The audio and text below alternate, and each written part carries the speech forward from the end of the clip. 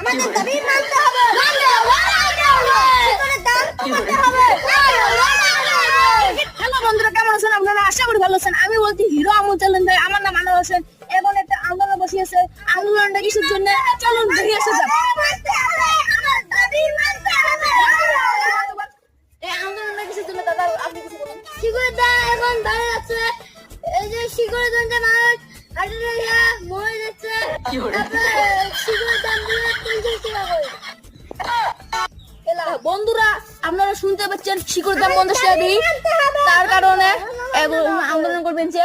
তা চলুন শুনে আসি। ওরা আরেকজন একটু শুনবো আমার বক্তব্য কি হতো। আপনাদের বক্তব্য কি? টিকের মারা ফেলে এসে বলুন।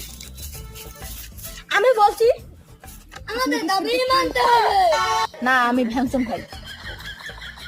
সিগারেটের দাম আর শিকড়ের দাম বাড়ে গেছে। সিগারেটের দাম